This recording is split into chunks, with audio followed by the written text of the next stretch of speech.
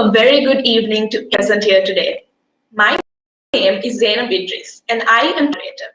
I'm extremely pleased to welcome all of you to another session of the author's Saga. We are now live on Facebook, individuals joining in from many different areas and countries. Start by having a quick introduction about Pick a Book. Pick a Book encourages the habit of reading by getting participants to select a book, read and research on it thoroughly, and present a summary, which also helps to hone public speaking, communication, and presentation skills. By Pick a Book not only inculcates the habit of reading, but also helps to impart a wealth of knowledge. Currently, it has marked its inspiring presence in 4 countries: India, the UK, and Singapore, in just a year, with 600 plus readers, 18 regions, 1,000 people inspired. Pick a Book is spread its wings across the whole globe. Pick a Book recently begun a fantastic initiation called The Author. Through these sessions, authors will be able to reach them and individuals with like-minded interests. Authors have key insights of their book, and viewers will be able to take this. We hope to help authors inspire readers and aspiring authors as well on their journey. These will be inspiring sessions with authors to ensure that they can reach and encourage individuals to further their reading habit. Without any further ado, I'm pleased and thrilled to welcome our author guest for this evening, Andrew Fernando, who currently resides in the UK. Andrew Fernando is an author, journalist, and ESPN sports correspondent. He has won an award for his book, Upon a Sleepless Isle. This book, Travels in Sri Lanka by Bus and Rickshaw, is an exploration of a country by inspiring citizens. The book is of his 8-week journey through Sri Lanka, and through a comic lens, he explores the island's rich history. Here, Andrew dwells upon the country, exhibits awe and exasperation, often slips into humor. The book also gives glimpses of the wildlife in the country's reserves. Some of the book's more interesting sections include Andrew Fernando encounters with tourists from across the world and how they have and in this organization. Andrew also is and is specifically interested in travel, food, and history. So hi, Andrew. Welcome. So thrilled to have you here. Hi, Zainab. Hi. Thank you so much for having me on. And thank you for that wonderful introduction to myself and the book. One thing, though, I don't live in the UK. I'm very much in Sri Lanka. I'm in the Himalaya at the moment, actually. So, yeah, I'm very much here. All right, great. Okay, so let's actually start the session. And from our end, we're so delighted to have you discuss all about you and your amazing book. So actually, let's just dive right into it. So let's begin by talking a little bit about your childhood. So what were you actually like as a child? Were you always a reader or a writer? Yes, I think always a reader. I think my mother was someone who encouraged us to pick up books at a very young age. And I was kind of the kind of kid who, had to be told to put the book away and go to sleep because I'd be in bed for hours reading. And so it was something that I loved from a very young age. Writing, I think I was always okay at it, but I never really considered it as a career choice or as something I would do for work until much later in life. So I think just from by dint of having read a lot of books when I was younger, my writing style probably naturally developed during those years. But yeah, I used to read all sorts, everything from Tintin and Asterix, Any which favorites? I think a lot of Asterix, probably Asterix in particular, I really enjoyed, and also the work of Roald Dahl during those years I really loved. There were a few others kind of going up through the I think Gary Pullman, I think. I wonder if I'm getting the author who did the Mr. Tucker series, which is kind of a Western series. A lot of kind of adventure books I really enjoyed. So Yeah, and adventure Yeah, I and can humor were relate probably on the the two. adventure aspect. Huge fan of Harry Potter right here. Yeah, absolutely. Yeah, I went through the Harry Potter books as well. Adventure and humor were probably the two that really genres that really appealed to me. Amazing. Okay, so what actually inspired you to write the Sleepless Isle? I there's a few things. I think first of all, when I was growing up in the '90s, so much of the country, so much of Sri Lanka was off limits because of the war. There were bombs, and even the parts of the country that you could travel to, it was very difficult to get to because the roads weren't good. But on top of that, there were checkpoints everywhere. The movement of people was very very limited. And I used to look at the map of Sri Lanka and absolutely yearn to go. I've always been someone who wanted to travel and yearn to go to all these far-flung places in the world, from Mannar or in Sri Lanka, from Mannar to Jaffna to Yala to everywhere in the hill country. And my parents just weren't able to take us traveling. So then my family Of moved course. to New Zealand, and I spent 13 years in New Zealand. And when I came Wow. back as an adult, Sri Lanka had kind of suddenly become this global tourism hotspot. This is around 2012 when I came back, and all of these foreigners were traveling to all these places that I'd wanted to go to for 15 years, and that was one reason why I kind of undertook the travel. But to write about it, I also felt that during this time there wasn't a lot of homegrown writing on Sri Lanka, and some of the travel writing kind of maybe missed the mark a little bit for me. And so I wanted to kind of put that straight. And I was also a big fan of the travel writing genre. So for all those three things, it made sense for me to attempt a travel book, and I found it an incredibly rewarding experience. Amazing. Okay, so actually, let's now that we've started experiences with traveling, let's dive a little deeper into that. So, actually, did traveling all over Sri Lanka in any way kind of change how you saw different cultures, religions, politics, and people in general and their behavior? Did it change any of your perspective, while you were traveling all around? Yeah, absolutely. I think I discovered a country, well, not discovered, but I kind of experienced a country that was much more complex than I had bargained for. That was that we talk a lot about ethnicities and religions in the country. We maybe don't talk particularly in the English language about class as much, and how kind of each ethnicity and religion has a class element to it, and how those things change from region to region.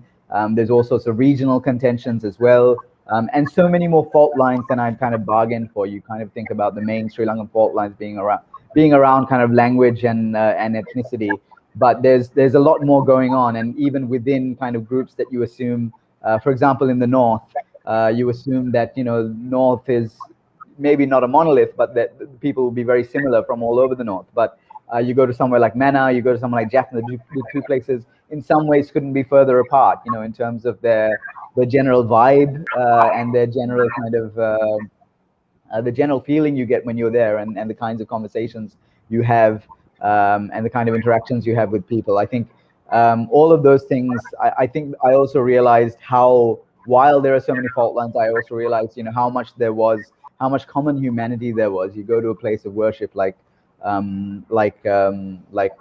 or Madhu Church in Mannar, and you realize all these people come there for similar reasons, from various religious backgrounds, come there hoping for the same sorts of things for their families, for their children, um, for kind of general well-being. And while there is a lot that divides us, I was also struck at the chances, at the places at which I discovered kind of or I experienced concord between various Sri Lankan people, and how similar a lot of our stories were, even if we tell those stories in different languages. So, travel, kind of with the hopes of writing a book, with the mindset that, okay, I want to travel, I want to see everything, or were you planning on, the book with all of that as well? No, I think I was definitely keen on writing the book as I traveled, partly because I think writing for me is a way to make sense of the world. You know, I if I think about something and write about it, I think that's kind of my full, you know, personal expression coming out. So I found it, even if what I was writing didn't turn into a book, it was still rewarding for me to go through that process to make sure that I perceived as much as I could, that I had as many interesting conversations with as many different people from as wide a cross section of society as I could, and to try and put all that information through, to think about all of that and work out, you know, what kind of country I called home. And it was, I very much went with the intention of writing a book. It took a little while for it to come together, but that, you know, I was definitely taking notes and working towards a substantial kind of piece of writing by the end of it. All right, yeah, of course, great. Okay, so moving on, was it actually a tough or like kind of a challenge for you to integrate so much of Sri Lanka's western side while also, you know, keeping the focus and on the country's ancient roots? I guess, yeah, it is. It does sometimes. It is sometimes tricky to reconcile those two things. I was probably more interested in how modern religion kind of, especially when it came to Buddhism. You know, I went to Anuradhapura and Polonnaruwa, for example, particularly in Anuradhapura, working out how religion was practiced, you know, in ancient times, and trying to figure out what has changed, if anything, in the modern era, and also going to somewhere like an Adam's Peak, and trying to work out how particular teachings in various religions, how they kind of manifest themselves in people's day-to-day behaviors, and if they don't kind of match up, if the teachings don't match up with the day-to-day behaviors, what is the reason for that? And I think I was interested in finding those things out. There's also kind of, you know, Sri Lanka sees two different kinds of writing, which is very kind of grave and depressing writing on ethnic tensions and conflict, and, you know, us having had a war for the better part of 30 years, and also more recently this kind of like travel brochure writing, which is kind of, you know, the beaches, the mountains, the wildlife, the marine life, all of those things, you know, the food painted in kind of very saccharine, almost like overly sweet and overly kind of exoticized terms. And I wanted to try and bring these two things together and work out how to reconcile this Sri Lanka that we kind of love traveling in, that we love living in, and the kind of generosity that we see from people on a daily or monthly basis, to you know, how to reconcile that with the incredibly deep and kind of ugly tensions that we often have. And I think that was probably the biggest challenge in trying to reconcile, you know, why it is that a country that on the surface is so beautiful, is so livable, is so appealing, also has so much pain and so much trauma, often self-inflicted. And I think that was a question that I really tried to answer, and at times struggled to answer, because I don't think it's an easy question to grapple with, but it's something that I kind of tried to get closer to the truth about, and I was really interested in writing about that. Of course, yeah. So you kind of either managed to, you know, bring in all the elements and all of that into your book, yeah, in the end of it. Yeah, I think so. I mean, I'm not sure that any of these questions were kind of fully or like satisfactorily answered in any book, but I guess our job as writers is to try and kind of reconcile it as much as we can, try and get as close to the truth as we can, and figure out, you know, why it is we have you know, both the good and evil in our country in such kind of extreme, they constantly throw, you know, each other into relief in such extreme fashion sometimes. And I think I did. I mean, I think I did to a level that I was happy with. I think I did answer that question. All right, amazing. Okay, so, and finally, actually, can we get from you about specifically why you read personally, and, you know, what also piece of advice you have for aspiring authors such as yourself, and even traps that you might like to guide them through and, you know, advise them on as well? Yeah, I hesitate to give writing advice often because it's my kind of writing journey is something that worked for me, and I'm not sure that I've had a lot of writing advice from various people. Most of it is really well intentioned, but a lot of it didn't work for me because my brain fires in a different way than everybody else's does. My neurons fire in different ways. Different things inspire me. Different things frustrate me, or get me into the space where I need to write. So I'll just talk about. I'll just frame this as things that worked for me. I think a lot of writers say the first thing you should do if you're hoping to write a book or something substantial, or to be a writer professionally, is to do a lot of reading. And I would just add to that and say, read widely but wisely. So that's something that's worked for me, where I read a huge variety of genres, but I try and pick out the best kind of iterations of each of those genres. I think that kind of helps develop a wide field of vision in terms of what you can do as a writer. You approach a subject being like, okay, this writer did approached it in this manner. This writer approached it in this manner. What is it that's going to work for me? I would also say, write widely, or try different styles. That's something that I tried to do as well. Is write, humor, to write, dramatic paragraphs, to write something that's kind of packed with a lot of emotion. To write something that's kind of really dense and heavy. To write something that skips along much faster. All of those things, if you practice writing in different styles, then and develop all of those tools, then once it gets to a stage where you need to write something major, something substantial, you have all these tools to call upon at different times. You can make a joke when there needs to be a joke. You can get really serious and write political analysis if that's what needs to happen, or you can really connect with someone and write about their life experiences in a way that's kind of emotionally resonant to them, and hopefully will be emotionally resonant to your audience. So I think just to develop a wide range of tools. And the other thing is just to persevere and not be, writing can often be very depressing. You're staring at a blank page, and you're expected to kind of make something out of nothing often. And if you stared at the blank page long enough, it kind of becomes even harder to fill it up. So to try and work through this, try and get your best ideas down first, so at least you have something on the page. Try and get something you're excited to write about down. In the first 5-10 minutes you're sitting in front of the computer, or you're writing in your notebook, or however you choose to write. And then to kind of, if you're putting your work up for evaluation by other people, whether it's an editor or somebody else, rejection is a part of a life as a writer. I've had many rejections. People saying the work isn't good, or sometimes it is because the work's not good. Sometimes because they're not the right editor for that particular piece or for that particular story.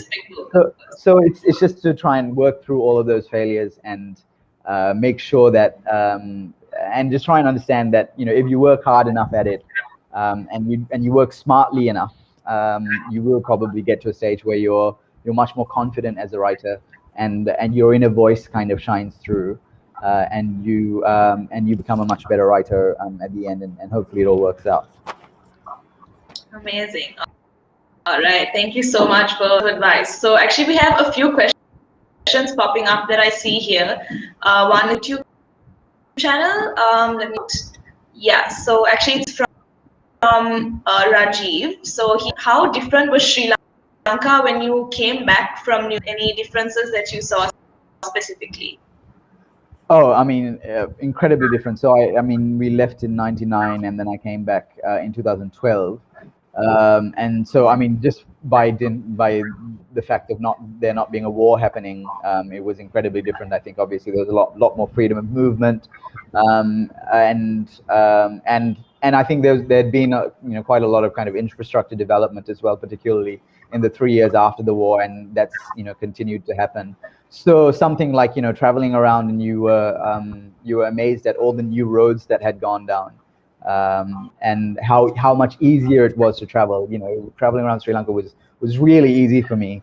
and just how connected everything had become. I would turn up at a town without having a room booked, and I'd just go on booking.com and book one at the bus stop, and then turn up there 10 minutes later. And I don't think those kinds of things, obviously Sri Lanka becoming kind of much more globally connected, and to things like booking websites allows you to do that kind of travel. And I think that would have been unthinkable in my kind of when my parents were growing up, or when I was much younger. It would have been almost impossible to do something like that. And then I think when you have the kind of war that we did, you also end up with lots of kind of deep resentments and divisions. So that would have changed as well through the course of my time away. And I talk a little bit about that and what that means through the book. Right, amazing. And so the second question we have is actually from WhatsApp groups. It's a big book WhatsApp group. And Praveena, do you believe, or have you ever experienced personally?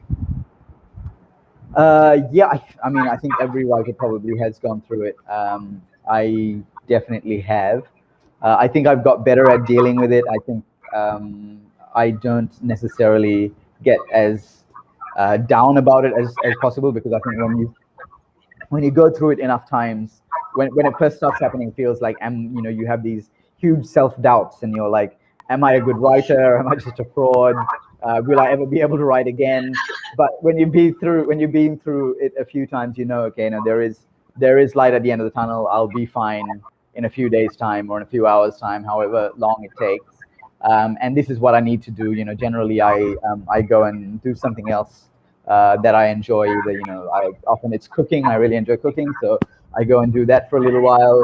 Or I'll go diving or scuba or traveling for a little while and try and get over it that way. So I think I know now that after a little while it's going to be fine, and it's not going to last forever. So I'm better at working through it now. All right, great. Just to follow actually of my own based on that one, you have specific times that you write, like you personally think that the God sent times for you to write, anything like that for you? Yeah, I do actually. I generally write when I have huge pieces of writing to kind of tackle. I generally write from about 11 p.m. to about 5 a.m. It's probably my general writing time. So yeah, I'm very much. I work through the night often. And then a lot of this book got written, I think, because it's the first book, you can't take that much time off work to write it. It got written either between I do a full day of work and then spend time at home and then start writing about 11 and work till about 4 or 5. Or I would wake up really early, wake up at about 3 a.m., work till about 7 or 8, and then do a full day of work. So that was how this book got written. It was just weeks and weeks of that kind of schedule. But that's normal. I think for a first book, you do really have to you really have to bust your gut for the first book. And that's, yeah, it was, I look back on that time, I think it was pretty fun. Maybe at the time I wasn't finding it that fun, but I look back on it with a little bit of fondness, actually. All right, okay. And last question is actually from Bill. He's asking, what element of your writing do you find interesting and or appealing to your viewers? Is it the... Yeah, I mean, humor is the first thing that drew me into writing. I wanted to make people laugh. Yeah, that was it's almost like a weakness, I can't not crack a joke. If there's a joke to be said, sometimes I have to edit my jokes out because it's coming in the middle of a dramatic paragraph, and the paragraph really works better without the joke. But it's that's really one of the things I enjoy writing the most is humor. But I think if I can kind of give myself another couple of kind of strengths to my writing, I'd say I'm good at painting pictures as well. I'm quite a descriptive writer, and then I also kind of have a natural affinity for rhythm, which makes kind of paragraphs skip along or slow down when I need them to slow down, or speed up when I need to speed up. That's something I never really had to work on because I kind of naturally had it. So yeah, I think those are probably the three things that I would see as like, things that that they're the things that I feel the most confident about in my writing. All right, amazing. I love the humor aspect, by the way. Thank you so much. Okay, actually, with that, we have come to the end of our session. This extremely inspiring conversation. I'm sure I'm going to read this book. The viewers will as well. So we'll display a QR code at the end. So we have come to the end of the Saga session, which is actually a part. So once again, Pick a Book encourages the reading habit by participants to select a book, read and read thoroughly, and present a summary, which also helps to hone his or her public speaking, communication, and presentation skills. By doing this, Pick a Book not only the habit of reading, but also helps to impart a wealth of knowledge. Part of the Pick a Book community, and if you want to see Pick a Book and join the journey of inspiring millions of people, out to us and send us an email via the ID present on the screen, and we are eagerly waiting to hear from you. My name is Zain, and I am the moderator for this evening, and thank you so much for joining us and sharing your thoughts. It was just a brilliant session. I'm moderating this one. Thank you. Thanks, Zainab. Really appreciate it. This is what the book looks like, by the way, for anyone who's not seen it. I'm extremely looking forward to reading it. Wow. All right. Thank you so much. Right. Yeah. Okay. Thank you so much for joining us. Take it easy. Thank you. Bye. Bye. Bye. Good night.